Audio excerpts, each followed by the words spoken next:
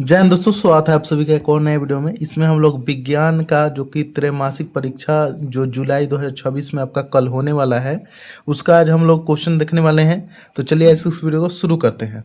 तो देखिएगा यहाँ पे इसमें जो है कुल 40 प्रश्नों का आपको उत्तर देना है। तो आपको यहाँ पे ऑब्जेक्टिव हम सबसे पहले चलते हैं।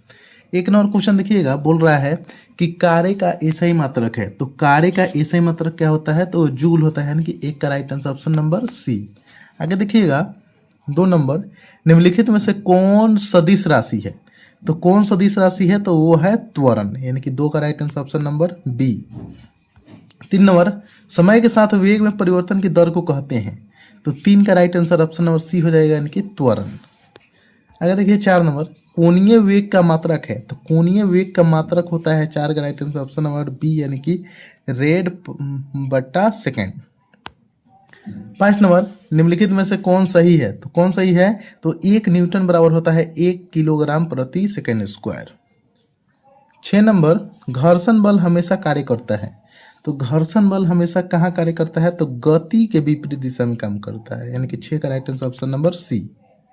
आगे देखिए 7 नंबर, न्यूटन एसआई मात्रक है। तो किसका एसआई मात्रक है? तो 7 का right answer option number A हो जाएगा, यानी कि बल का। 8 नंबर, किसी एम द्रव्यमान की वस्तु जिसका वेग भी है का संवेग होगा। तो 8 का right answer option number D हो जाएगा, यानी कि एम भी। आगे देखिए 9 नंबर, किसी गतिशील पिंड का वेग आधा करने पर उसके संवेग हो जाता है। तो 9 का right answer option number A हो जाएगा, यानी कि आधा हो जाता है। देखिएगा आगे 10 नंबर, बोल रहा है कि निर्वात में स्वतंत्र पूर्वक गति करते हुए सभी पिंडों। तो 10 का right answer option number B हो जाएगा, यानी कि त्वरण समान होगा। 11 नंबर, किसी वस्तु के द्रव्यमान मापने के लिए प्रयुक्त युक्त है। तो क्या है? तो 11 का right answer option number B हो जाएगा, यानी कि दंड तोला। 12 नंबर, द्रव्यमान का एसआई मात्रक है। तो 12 का राइट आंसर हो जाएगा ऑप्शन नंबर ए हो जाएगा, यानी कि किलोग्राम। 13 नंबर देखिएगा, बोल रहा है कि किसी वस्तु का जड़त्व की माप होता है। तो वस्तु के जड़त्व की माप क्या होता है? तो द्रव्यमान द्वारा होता है। 14 नंबर, भार का एसआई मात्रक है। तो भार का एसआई मात्रक क्या है? तो वो है न्यूटन। आगे देखिए 15 नंबर, बोल रहा है कि प्रत्येक क्रिया के बराबर और विपरीत प्रतिक्रिया होता है, यह है। तो 15 का right answer option number C हो जाएगा, यानी कि न्यूटन की गति के तृतीय नियम। 16 नंबर, दाब का एसआई मात्रक है। तो दाब का एसआई मात्रक क्या है? तो 16 का right answer option number D हो जाएगा, यानी कि न्यूटन प्रति मीटर स्क्वायर। 17 नंबर, दाब बल और क्षेत्रफल में संबंध होता है। तो 17 का right answer option number A हो जाएगा, यानी कि दाब बराबर बल बटा क्षेत्रफल। 18 नंबर, पृथ्वी के केंद्र पर गुरुत्वीय त्वरण का मान है। तो 18 का right answer option number C हो जाएगा, यानी कि 0 होता है। 19 नंबर देखिएगा, चंद्रमा पर किसी वस्तु का भार पृथ्वी पर उसके भार का लगभग कितना गुना होता है? तो यह होता है 1/6 गुना होता है। 20 नंबर, निम्नलिखित में कौन अदिश राशि है? कौन अदिश राशि है? तो 20 का right answer option number A हो जाएगा, यानी कि चाल। 21 नंबर क्वेश्चन है, दो वस्तुओं के बीच लगने वाला गुरुत्वाकर्षण बल कितना हो जाए यदि दोनों वस्तुओं के द्रव्यमान को दोगुना कर दिया जाए? तो 21 का राइट आंसर हो जाएगा ऑप्शन नंबर बी, यानी कि 4 गुना।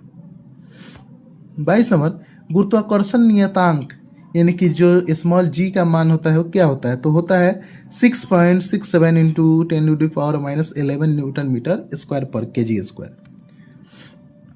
23 नंबर, पृथ्वी की सतह से ऊपर जाने पर गुरुत्वीय त्वरण यानी कि जी का मान क्या होता है? तो 23 का राइट आंसर हो जाएगा ऑप्शन नंबर बी हो जाएगा, यानी कि घटता है। 24 नंबर, किसी ठोस पदार्थ का सीधे वाष्प में परिवर्तन कहलाता है। तो 24 का right answer option number D हो जाएगा, यानी कि ऊर्ध्वपातन। 25 नंबर, किसी गैस का द्रव में परिवर्तन कहलाता है। तो किसी गैस का द्रव में परिवर्तन कहलाता है संघनन। 26 नंबर देखिए, वह ताप जिस पर ठोस द्रव में परिवर्तित हो जाता है कहलाता है। तो 26 का जो राइट आंसर हो जाएगा वो हो जाएगा गलनांक, यानी कि ऑप्शन नंबर ए। 27 नंबर, वह प्रक्रिया जिसमें इत्र की गंध वायु के चारों ओर फैल जाती है कहलाता है। तो क्या कहलाता है? तो 27 का राइट आंसर हो जाएगा ऑप्शन नंबर बी हो जाएगा, यानी कि विसरण।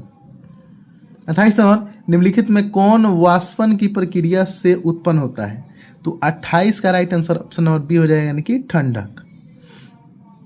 29 नंबर, 100 डिग्री सेल्सियस तापमान का केल्विन में मान क्या होगा? तो 373.15।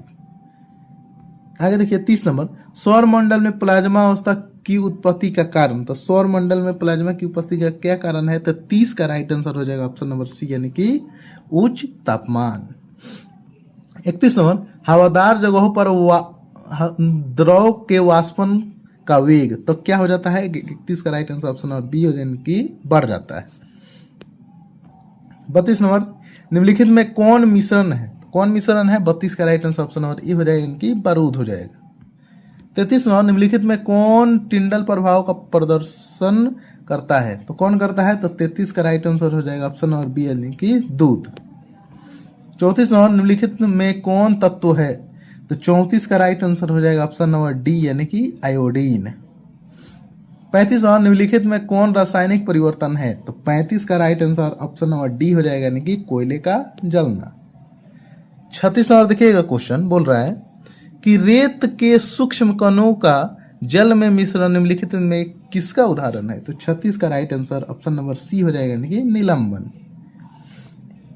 37 नंबर, निम्नलिखित में कौन यौगिक है? तो 37 का right answer option number D, यानी कि संगमरमर।